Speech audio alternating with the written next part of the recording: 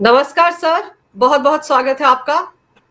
नमस्कार अंजू जी, बड़ी कृपा की आपने अपने उत्कृष्ट मंच पर अत्यंत महत्वपूर्ण प्रकरण पर विचार विमर्श का पुनः अवसर दिया। जय हिंद, वंदे मातरम। जय हिंद, वंदे मातरम। सर, अब तो योगी का एक्शन शुरू हो चुका है। तौकीर रजा का जो अड्डा है उसको भी सील कर दिया गया है, और जो जो लोग बरेली में हिंसा फैलाने में उसके साथ मास्टरमाइंड रहे हैं, सब पर शिकंजा कस गया है। बिल्कुल, और ये चीज हो जानी चाहिए थी शुक्रवार की नमाज के बाद। आगे धीरे जो बातें छन के आ रही हैं, तौकीर रजा के ऊपर पहले 10 क्रिमिनल केसेस थे। ऐसा नहीं था कि उनका बेदाग था, या जैसे कि कहें कि उनके ऊपर कोई आपराधिक मामले नहीं थे। 10 थे और अब 7 नए केसेस हो गए हैं। अब कितने हो गए? 17। स्वीट 17 केसेस उनके हो गए हैं, जैसे कहते नहीं है। तो अब स्वीट 17 केसेस को इससे पार पाना आसान नहीं होगा। लेकिन ये कहते हैं कि ये तमाम मौका परस्त लोग हैं, और ये अब जानते हैं कि किस तरह से कहां से भागा जाता है और किस तरीके के एस्केप रूट है। मैंने एक शो में आपसे कहा था इनका पता लगाएं, ये किन किन लोगों से एक महीने में मिले हैं। आपको जान के ताज्जुब होगा, 2009 में कांग्रेस आई में थे, 2012 में समाजवादी पार्टी में थे। उसके बाद समाजवादी पार्टी ने इनको स्टेट मिनिस्टर का ओहदा दिया, हाथ करघा विभाग में इनको दिया निदेशक का पद, जो कि आप स्टेट मिनिस्टर कैबिनेट का था। और हेलीकॉप्टर तो कई बार लखनऊ से जाते थे इनको लखनऊ लाने ले जाने के लिए। सुपर वीआईपी की तरह ये रहते थे। मुकदमों की बात आपने कर ही ली, लेकिन जो बरेली में हिंसा हुई थी उस पर कई चौंकाने वाली बातें हैं। इन्होंने 77 लोगों का, डबल सेवन, ये 17 और 7 पता नहीं क्यों बार बार इनकी कुंडली में आ रहा है। 17 के क्रिमिनल केस हो गए। 77 लोगों को इन्होंने मोटिवेट किया कि तुम वहां पथराव करोगे और पुलिस के ऊपर आक्रमण करोगे।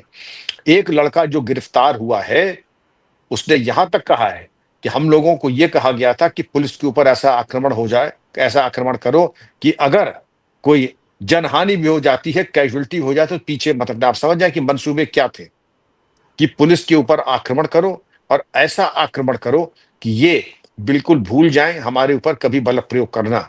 और इन्होंने बच्चों को और युवाओं को आगे कर दिया। व्हाट्सएप कॉल करते थे जिससे कि सेंसरिंग न हो पाए। इन मूर्खों को यह नहीं मालूम कि सेंसरिंग जब होती है, तुम सैटेलाइट फोन से करो तो क्या, व्हाट्सएप से करो तो क्या, टेलीग्राम पे करो तो क्या, बायोटिम पे करे तो क्या, पुलिस अगर अपने पे आ जाती है तो पूरी सेंसरिंग हो जाती है। अब इससे बड़ा प्रमाण क्या है अंजू जी? इन्होंने छुपने की पूरी कोशिश की, पुलिस को मालूम पड़ गया कहां छुपे थे, और तुम्हारे बिल से खोद करके तुमको ला करके दे दिया। अपने लिए तो तुमने मुसीबत मोल ली, इन 77 लोगों के लिए तुमने मुसीबत मोल ली। इन बच्चों ने जो कि पुलिस से पथराव किया तुम्हारे आह्वान पे। और ऐसा नहीं है, इनकी अगर भड़काऊ बयान की फहरिस्त अगर हम आपको बताएं, तो इतनी लंबी फहरिस्त है कि उसकी सूची अगर हम बताएं तो टाइम भी लगेगा। लेकिन मैं सिर्फ इतना बता दूं, क्योंकि ये सीरियल ऑफेंडर हैं। 2022 में इन्होंने ज्ञान व्यापी में जब शिवलिंग निकला, तो उस पर इन्होंने कहा था कि साहब अब हिंसा हो सकती है, क्योंकि बाबरी के मस्जिद पे तो हम चुप थे, कि चुप तो तुम तब भी नहीं थे, और चुप तुम तब भी नहीं थे ज्ञानवापी में। फिर उसके बाद जब दिल्ली के दंगे हुए, तब तुमने कहा कि ये धृतराष्ट्र की तरफ प्रधानमंत्री बैठे हुए हैं, अगर हमारे नौजवान सड़कों पे उतर आए तो तुम्हारे लिए भागने की जगह नहीं होगी। सुन लीजिए, तो तुम्हारे पास भागने की जगह नहीं रहेगी, छुपने की जगह नहीं होगी, ये मेजोरिटी कम्युनिटी को कहा। फिर तीसरा, जब सीएए के दंगे हुए, तो फिर ये अपने असली रूप इन्होंने दिखाया और भड़काऊ भाषण किया। ये ठीक है, आला हजरत की वहां पर मजार है, आला हजरत की मजार है इनके शायद भाई वहां के मुतवल्ली हैं, तो वो अपनी जगह है। भाई जो क्राइम करेगा तो प्रसाद तो पाएगा ही, अब प्रसाद ये पा रहे हैं। अब प्रसाद चरणबद्ध तरीके से मिला। पहले दिन मिले थे आपके 32, दूसरे दिन मिले 12, और 12 जो मिले हैं उसके बाद अगर आप देखें तो टोटल हो गए हैं 27, और 27 आदमी हो गए। अब इनकी बात करें, जहां ये छुपे थे, इनकी काली साया, जहां काला साया पड़ा वहां भी ये तबाह हो गए। 4 होटल का मालिक आरिफ और आसिफा, ये पति पत्नी है। आरिफ और आसिफा, इनका एक होटल है स्काई लार्क, बरेली का अच्छा होटल बताया जाता है। और फैम लॉन सरकार ने इन सबको सील कर दिए, 4 होटल सील कर दिए। इनकी जो नाजायज जमीन पे इनकी दुकानें, ऑफिस वगैरह, तो सरकार ने वो गिर दिए। बुलडोजर कार्रवाई शुरू हो गई। अब ये भी क्या याद करेंगे, जो योगी जी महाराज ने एक वाक्य कहा था, वो इसको मैं महावाक्य मानता हूं, कि तुम कुछ करा नहीं पाओगे, तुम्हारा टिकट जहन्नुम का जरूर कट जाएगा, तुम्हारा टिकट जहन्नुम का जरूर कट जाएगा। और वही हो रहा है। ये गिरफ्तार भी हुए, कार्रवाई भी हो रही है। और कैसी कार्रवाई होगी आप समझ सकती हैं, जिसका ट्रेलर दिखा है। लोग कहते हैं कि क्षेत्र में गाहक नहीं, चारों तरफ पुलिस और पीएसी बैठी हुई है और पूरी तरीके से इलाके को छावनी में तब्दील कर दिया है। जो पकड़े अब जा रहे हैं, सुनिए, तब तो कह रहे थे कि हमको कौन रोक सकता है, हमको कौन रोक सकता है। अरे भाई, काम रोक ही कौन रहा है। लेकिन अब हाथ जोड़ के कह रहे हैं और माफी मांग रहे हैं कि हमसे गलती हो गई है। आप अगर ये देखें कि इनको, तौकीर रजा खां को आप कहाँ ले गए हैं। तौकीर रजा खां को बताया जाता है कि फतेहगढ़ जेल इनको रखा गया है। इलेक्शन कमीशन इससे रिलेटेड नहीं है। इलेक्शन कमीशन ने पिछले दिनों 121 राजनीतिक पार्टियों का रजिस्ट्रेशन निरस्त किया और उसमें इनकी भी पार्टी है आईएमसी, इत्तेहाद मिल्लत काउंसिल। ये 2001 में इन्होंने पार्टी का गठन किया था, तमाम इलेक्शन में लगाए थे। एक बार इनका कोई एमएलए बरेली से जीत गया था और वो बाद में समाजवादी पार्टी में जाके शामिल हो गया। यानी गुनाबे लज्जत। एक तो इतनी जब तुमने पैरवी की, हड्डी जलाई, हड्डी जला करके सूरमा बनाया। एक वाहिद इकलौता एमएलए था, वो भी जो है पाला बदल करके भाग गया। अच्छा, करता भी क्या, जिस तरीके की आपके बैकग्राउंड है, जिस तरीके की आपकी सोच है, तो जो भी आया है तो वो तो भागेगा ही जहां पे मुनाफा दिखाई पड़ जाएगा।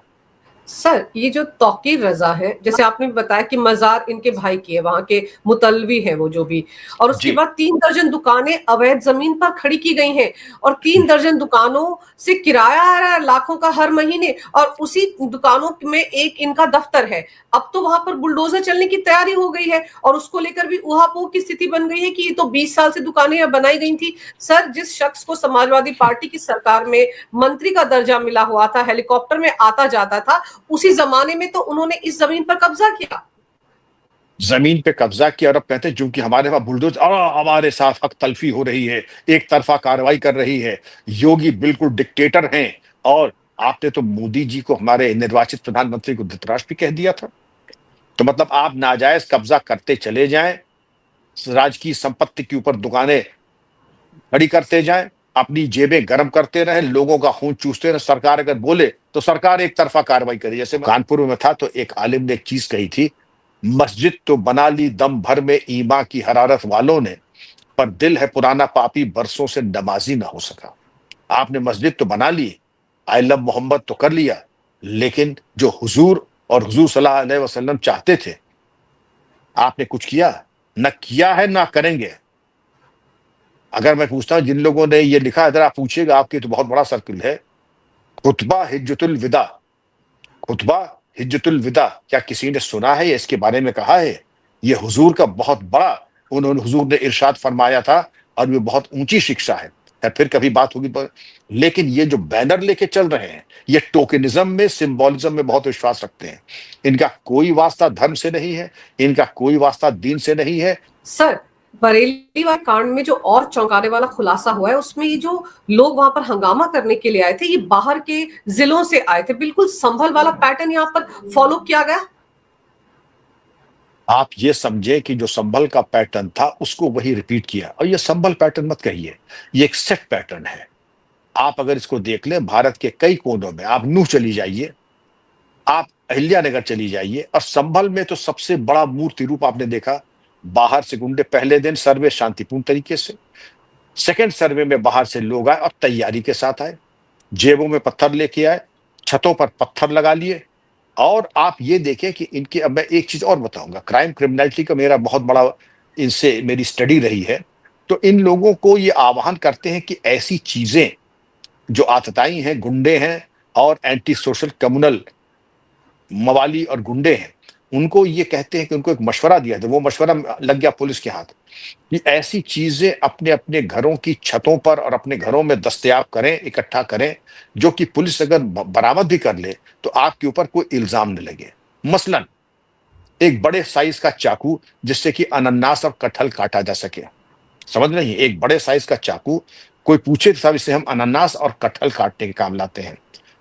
छोटे छोटे पत्थर की हम अपने बाग बगीचे गमलों में सजाने के लिए, और उसमें बालू बालू के साथ थोड़ा सा अगर मिर्चा मिला दे तो ये तो कोई तफ्तीश कुनिंदा नहीं समझ पाएगा कि बालू में मिर्चा मिला हुआ है, और मिला करके रखें सब बालू। हमने तो साहब मरम्मत का काम चल रहा था, इसलिए हमने बालू यहां रखी।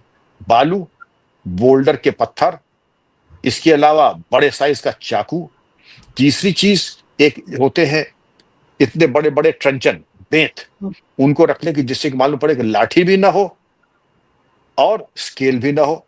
ये मान के चलिए कि 36 इंच तक के साहब ये था कि कभी कभी आवारा कुत्ते आ जाते हैं तो उनको मारने के लिए इस्तेमाल होगा, आवारा कुत्तों के ऊपर या किसी के सर पे बिद्दे मारने के लिए, ये अलग बात है। वास्तविकता ये है कि अब आपका सारा गेम एक्सपोज हो चुका है। ये जो मैंने आपको बताया एसओपी, ये एसओपी केवल संभल के लिए नहीं है, बरेली के लिए नहीं है, और दिल्ली में जब दंगे हुए थे, आप याद करें तो क्या यही सब नहीं इस्तेमाल हुए थे?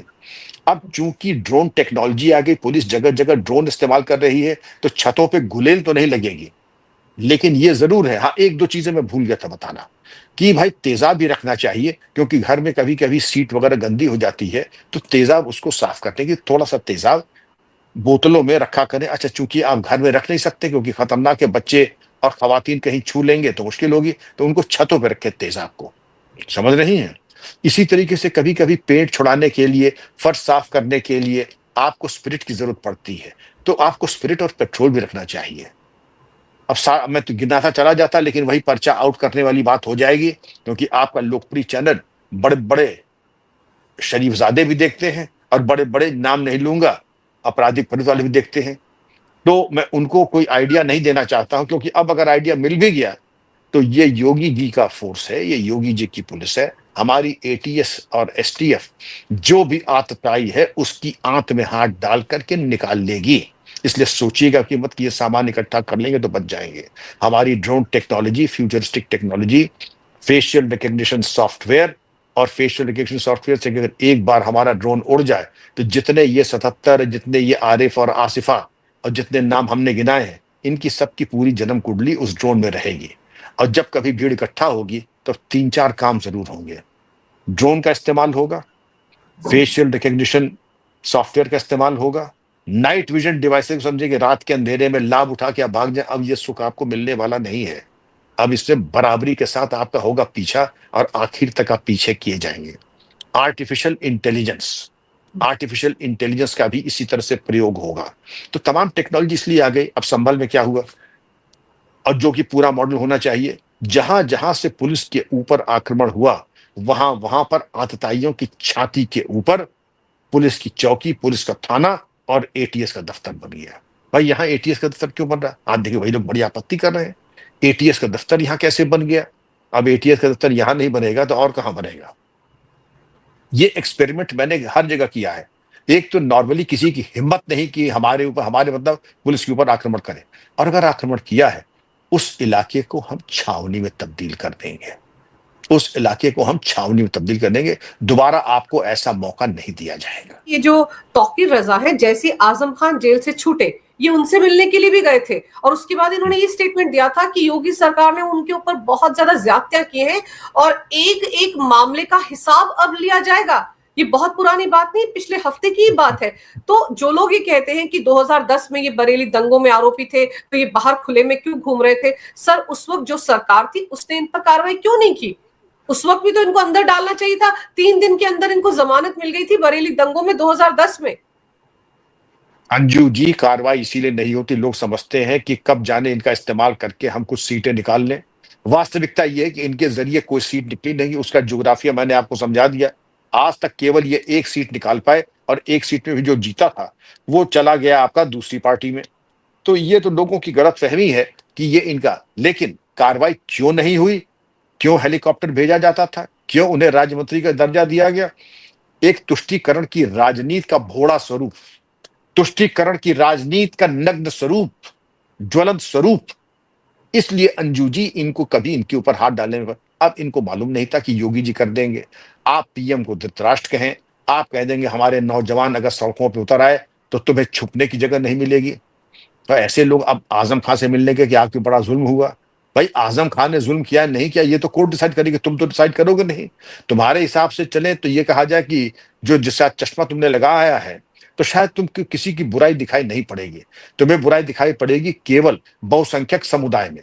तुम्हारे समुदाय में तुमको किसी की बुराई नहीं दिखाई पड़ेगी। आजम खान के ऊपर जो चार्जेस लगे, चूंकि सब जुडिस है इसलिए ऊपर हम डिस्कस नहीं करेंगे, लेकिन इनको दिखाई पड़ रहा है कि इस आजम खान की आपदा में उनको अवसर दिखाई पड़ा और वो जाकर के मिले और जाके बयान जारी कर दिया कि एक और हिसाब कौन के। दूसरी चीज, मैं तो बड़ा छोटा आदमी हूं, मैं ये आपको और आप ऐसे जितने भी इस तरीके के मनबड़ आतताई आतंकवादी सोच के हैं, कौन किसका हिसाब करेगा, किसी मुगालते में मत रहिए, गलत फहमी में रहिए। कौन किसका हिसाब करेगा ये अच्छी तरीके से समझ लीजिए। आपकी औकात नहीं है कि आप किसी का हिसाब कर सके, आपकी औकात नहीं है, इसलिए बलबोड़ापन छोड़ दीजिए। और बड़बोलापन करेंगे आप तो कानून अपना काम करेगा। एक और जो बड़बोले मशहूर थे राष्ट्रीय स्तर के, उनकी तो दुर्गत आपने देखी ली। दूसरे अब आप तैयार हो रहे हैं, बड़े मियाँ छोटे मियाँ, सुभान अल्लाह। अपनी खैरियत चाहते हो तो बड़बोलापना छोड़ दो, वरना कौन किसका हिसाब करेगा ये तुम्हें मालूम नहीं है। अभी तो एक हुंकार में योगी जी के तुम सब लोगों की पतलूने हो गई गंदी। अरे अपना अच्छा बुरा समझ लो, विनाश काले विपरीत बुद्धि। जी सर, एक और नेता है समाजवादी पार्टी के, अब्बू आजमी, महाराष्ट्र से। अब वो शोर मचा रहे हैं कि ऐसा क्या कर दिया था बरेली में युवाओं ने कि उनको इतनी कड़ी सजा दी जा रही है। अब पार्टी का दफ्तर बंद हो गया, तौकीर रजा का बुलडोजर चलने की तैयारी हो गई है, दुकानें सील हो गई हैं। उन्होंने ऐसा क्या कर दिया था? उनके हिसाब से उस भीड़ ने पुलिस पर जो हमला किया था वो बहुत छोटी सी बात थी। बहुत छोटी सी बात थी। हमारे 22 पुलिसकर्मी जो है अपनी जान के लिए लड़ रहे हैं, गंभीर चोटें आई हैं, ये मामूली बात है। घोषणा करके आपने उपद्रव की स्थिति कर दी, ये तो भला हो बरेली के प्रशासन का, उन्होंने कोई बहुत बड़ा कोई काम नहीं किया। वरना मैं अगर होता तो सिचुएशन आज दूसरी। जब मैं कह रहा हूं तो मेरा ट्रीट करने का दूसरा ही इलाज है। ऐसे मौकों पर मैं रौंप देता हूं। बरेली पुलिस ने बड़ी परिपक्वता का प्रदर्शन किया, बड़ी उदार दृष्टिकोण से इसको संभाला, लेकिन अबू आजमी वैसे भी भड़काऊ बयान देने के आदी रहे हैं। और आप ये जाने, आपकी जब पार्टी पावर में थी, आपने कारसेवकों के ऊपर न सिर्फ गोली झोंकी, सैकड़ों कार सेवकों को आपने शहीद किया। और उसके बाद जैसे घर में राजा महाराजा ट्रॉफी लगाते हैं एक शेर मारने के बाद, उसके हाथ पे रख के फोटो खिंचवाते हैं, आपके नेता ये कहते हैं हमने सांप्रदायिक सौहार्द बचाने के लिए गोली चलवाई, इसका फैसला मैंने किया, और फिर जरूरत पड़ेगी तो फिर गोली चलवाएंगे।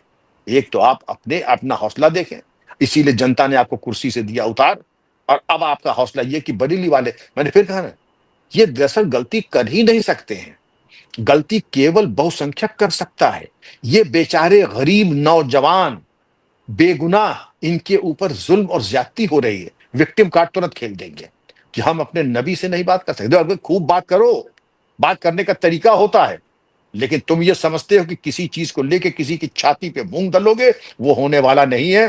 फिर तुम्हारी छाती पे जो मूंग दला जाएगा तुम भूल जाओगे, जैसे तौकीर और उनके साथ हो रहा है। तो अबू आजमी साहब को मेरा मशवरा भी यही होगा, पहले चीजों को समझ ले, क्योंकि अगर आप इतना सपोर्ट करेंगे तो मन में तो शक आएगा, कहीं ऐसा तो नहीं कि उसी गिरोह के आप भी मेंबर हैं, आप भी सदस्य हैं उसी गिरोह के, आप भी जांच में शामिल किया जाए, आप और आपके एसेट्स को। ऐसे भी बेशर्म लोग हैं जो कि सोशल मीडिया पे जा करके देखिए कैसे भ्रम की स्थिति उत्पन्न कर रहे हैं, क्योंकि थोड़ा भड़काऊ है, संवेदनशील है। तो मैं उसको एग्जैक्टली आपको पढ़ के सुनाना चाहूंगा। पढ़ी लिखी महिला दिखाई पड़ रही हैं, पढ़ी लिखी हैं, लेकिन उनकी पोस्ट जो है जहालत से परिपूर्ण है। नाम मैं ले लेता हूं, करिश्मा अजीज। आप लाठी चार्ज तब कर सकते हैं जब हम कानून तोड़ें। तो आपने तो कोई कानून तोड़ा नहीं, आपने दरअसल फूल पुष्प वर्षा की थी, आपने बिना इजाजत के जुलूस निकाला, वो कानून का पालन किया था आपने बिना अनुमति के गैर मुनासिब तरीके से वो पोस्टर्स वहां लगाए जो कि स्वीकार्य नहीं था, आपने कानून का पालन किया। आप हमें हमारे नबी से मोहब्बत का इजहार करने के लिए नहीं रोक सकते हैं। देखिए विक्टिम कार्ड शुरू हो गया, अगली लाइन में विक्टिम कार्ड शुरू। आप हमें हमारे नबी से मोहब्बत का इजहार करने के लिए नहीं रोक सकते हैं, इस देश का कानून और संविधान नहीं रोकता है। आप देखिए भ्रम की स्थिति कैसे फैला रहे हैं। पहले आप कानून तोड़ें, फिर आप कहें कि हमको हमारे नबी से मोहब्बत करने से कोई रोक नहीं सकता। कौन रोक रहा है? हम चाहते हैं आप और मोहब्बत करें, और मोहब्बत के साथ साथ आप मोहब्बत का इजहार भी करते हैं तो वो भी कीजिए, लेकिन कानून की परिधि में रहते हुए। मनमाने तरीके से अगर आप करेंगे, एक तो यही क्या कम है, जमाने से मेरी उम्र हो गई है, मैंने इन डेवलपमेंट्स को देखा है, और कलेजे का निशान जो आपने बनाया है, अभी तक तो मैं यही समझता था कि आर्चीज गैलरी के जो घटिया किस्म के कार्ड आते हैं, जो बच्चे वैलेंटाइंस डे में खरीदते हैं, कुछ कुछ हूबहू उसी के तरीके का ये एक स्लोगन बना। लेकिन जिन्होंने बनाया, हमें लगता है ये अमेरिका वालों ने बनाया है। वहां पर हार्ट, लाल रंग का हार्ट जो वैलेंटाइंस डे पे छापते हैं, उस तरीके के उसके नक्शे कदम के ऊपर उनका 3 शब्द आपको मालूम है, हुजूर के नाम लेने से पहले अदब और तहजीब सीख लीजिए थोड़ा सा। और अगर तहजीब नहीं आती है तो पहले समझ लीजिए, हुजूर सल्लल्लाहु अलैहि वसल्लम नाम अपने हैं, जैसे घर के बुजुर्गों का नाम नहीं लिया जाता है, आपको भी नाम लेने से पहले अदब और तहजीब सीख लीजिए। और अंग्रेजी में अगर बात करते हैं तो आपने अक्सर सुना होगा, हुजूर का नाम लेने के बाद PBUH, peace be upon him. इतना आपको सावधानी बरतनी चाहिए एक पवित्र नाम लेने से पहले, कि सम्मान में आपकी कमी ना हो। लेकिन आई लव मोहम्मद, दरअसल मोहब्बत आपकी किसी से नहीं है, मोहब्बत आपको अपने आप से और अपने घटिया एजेंडे से है। रिजल्ट क्या हुआ? अहिल्यानगर महाराष्ट्र में किसी ने रंगोली बनाई, आई लव मोहम्मद। आपने इसको इतना सस्ता कर दिया, सड़क पे बनी, लोगों में मतभेद हुआ, लोगों ने मारपीट की, और मारपीट करने के बाद पुलिस को हस्तक्षेप करना पड़ा, लाठीचार्ज हुआ। इस तरीके की घटनाक्रम हो गई। तो शुरुआत तो आपने कर दी, अब जी जिनके हाथ में बंदर के हाथ में अस्तूरा दे दिया, अब वो समझे कि हम एक रंगोली बना दे सड़क पे तो हम बहुत ही ज्यादा खिदमत और सेवा कर देंगे। वास्तविकता यह है कि आपने उसको भी नष्ट भ्रष्ट कर दिया। जब मैं उसको कह रहा हूं कि हुजूर के पवित्र नाम को जिसने भी सड़क पे लिखा है, अत्यंत निंदनीय और घटिया काम किया है। और जिसने भी किया है, पुलिस जांच करे और उसके खिलाफ कानूनी कार्रवाई करे। जी दंगा करने का अधिकार किसी को नहीं था। सुमैया सुमैया राणा, उनका सोमवार के दिन लखनऊ में जो हुजूम आएगा, परवानों का, दीवानों का, मतवालों का, आपकी गोलियां कम पड़ जाएंगी। और पुलिस वालों, आप अपनी गोली और बंदूक तैयार रखिए। पुलिस वाले क्या करेंगे क्या नहीं करेंगे, आपके मुफीद मशवरे की जरूरत पुलिस को नहीं है। आप अपना माकूल मशवरा अपने घर वालों को दें कि इसके पहले भी आपने जब एक बार मुखालिफत की थी तो अभी आप उससे उबर नहीं पाएंगे। बेहतर यह होगा कि आप अपना मशवरा अपने पास रखें। पुलिस वालों का जो है दंगा नियंत्रण योजना, राइट कंट्रोल ड्रिल, इसके ऊपर चलती है। कितनी बंदूक, कितनी कारतूस, रबर बुलेट चलेगी, टीयर स्मोक गन चलेगा, वाटर जी कैनन चलेगी, सॉलिड बुलेट चलेगी, इसका फैसला सुमैया जी आपके मशवरे से नहीं चलेगा। अगर आपने खिदमत का मौका दिया तो पुलिस ने आज तक इसके पहले कभी मायूस किया है और आगे भी कभी मायूस नहीं करेगी। बिल्कुल सर। और सर एक और नूह का मामला देखिए, बिल्कुल दिल्ली से सटा हुआ इलाका है, वहां पर पुलिस टीम पर कैसे हमला किया गया, जेसीबी मशीन बीच सड़क में लगा दी गई, उसके बाद पुलिस टीम को टारगेट किया गया। ये किस तरह का मतलब तरीका है सर, हर जगह पुलिस को टारगेट किया जा रहा है। अंजू जी, नूह का एक पुराना काला इतिहास है। वहां पर लोग अपने को बड़ा समझते हैं कि बहुत ही ज्यादा हथियार, उनसे बड़ा लगाव है, कोई बुराई नहीं है, और पुलिस के ऊपर आक्रमण करने में वो अपनी बड़ी शान समझते हैं। अब मेरा इसमें 2-3 मशवरा है। नूह की घटना जो है उसमें गिरफ्तारी के लिए 2 जिलों की पुलिस गई थी। वहां पर आजाद नाम के एक अपराधी ने नूह में गोली चलाई रिवॉल्वर से, और एक समीर नाम के कांस्टेबल के हाथ को गोली चीरती हुई चली गई। अरशद और खालिद, इन्होंने राइफल से हमला किया, वसीम ने कंट्रीमेट पिस्तौल से किया, और 90 लोगों के खिलाफ मुकदमा लिख गया है। आप याद करें कि नूह में इस प्रकार की घटनाएं निरंतर होती रहती हैं। बिल्कुल साइबर फ्रॉड में नंबर 1 नूह, साइबर क्राइम में नंबर 1। हिंदुस्तान का आधा साइबर क्राइम नूह से होता है, तो पुलिस तो जाएगी गिरफ्तार करने। लेकिन वहां जो संभल में आपने जो प्रयोग किया, वो बड़ा कामयाब प्रयोग है। मैंने भी कई जगह जहां रहा, एक तो भाई आपका रास्ता अलग है, पुलिस का रास्ता अलग है। पुलिस पे अगर आपने आक्रमण किया तो पुलिस आगे के लिए और अपनी हिफाजत के लिए क्या इंतजाम करेगी? जहां से पत्थर, गोली, ग्रेनेड, बम चलेंगे, वो पुलिस की छावनी में तब्दील हो जाएगा, और कितने आदमी कौन कहाँ रहते हैं उनकी होगी मर्दमशुमारी, और उनकी पूरी निगरानी रखी जाएगी। और ये जो मटर गश्ती करने का आपका ये जो मंसूबा रहता है, और ये एक जो ठसक है, एक ठसक मैं और बताऊं, हमारे इलाके में पुलिस कैसे आ गई, आप समझ रही हैं? पहले तो आप ये बताइए कि हमारा इलाका कौन सा है? पूरे भारत में पुलिस कहीं भी जा सकती है, और भारत छोड़ दीजिए, भारत की जितनी एम्बेसीज और दूतावास है वहां जा सकती है, और जहां सरकार चाहे भारत की पैरामिलिट्री और पुलिस को लगा सकती है। कोई गलतफहमी पाल रहा है तो दिमाग से निकाल दे। हमारा इलाका, और देखिए यही नहीं, भारत में नहीं, नूह को जैसे कहते हैं कि हमारा इलाका है, कई जगह कहते हैं गलत है हमारा इलाका है। भाई तुम्हारे बाप का इलाका कैसे है? ये तो भारत का इलाका है, भारत का कानून चलता है। इन्होंने इसी तरीके से नो गो एरियाज यूरोप में, इंग्लैंड, जर्मनी में, स्वीडन में, डेनमार्क में और अमेरिका में भी बनाने की कोशिश की है, जिसको कहते हैं नो गो एरियाज। और पुलिस भी जरा सोचती कि यहां न जाए तो ज्यादा अच्छा है, वारंट दे करके, फोन से बुला करके बातचीत कर ले। लेकिन वो जमाने चले गए, और इनकी बातों पे ज्यादा विश्वास नहीं करना चाहिए, क्योंकि पूरे देश में ऐसा कोई इलाका नहीं है 1 इंच भी जिसको हम कह सकते हैं नो गो एरियाज। कल ही अमित शाह जी ने कहा था कि 31 मार्च 2026 को नक्सलिज्म, चरमपंथी खत्म हो जाएंगे। अरे जब वो खत्म हो गए तो तुम किस खेत की मूली हो? तुम भी खत्म हो गए।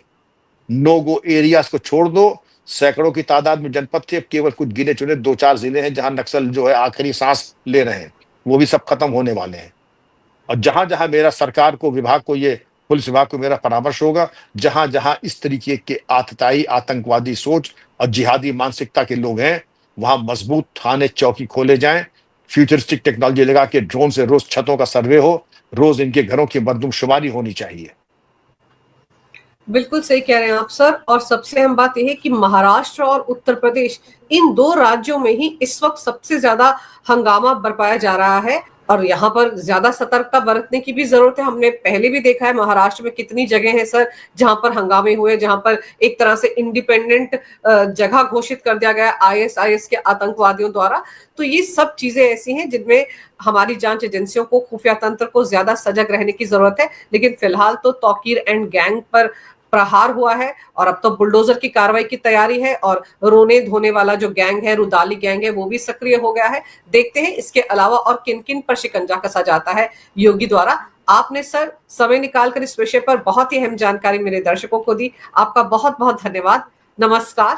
भारत माता की जय हो। वंदे मातरम। जय हिंद। धन्यवाद अंजू जी। भारत माता की जय, वंदे मातरम। पुनः आपको आभार कि आपने मौका दिया इस महत्वपूर्ण प्रकरण पर विचार विमर्श के लिए। जय हिंद। बहुत बहुत धन्यवाद सर। जय हिंद। Thank you.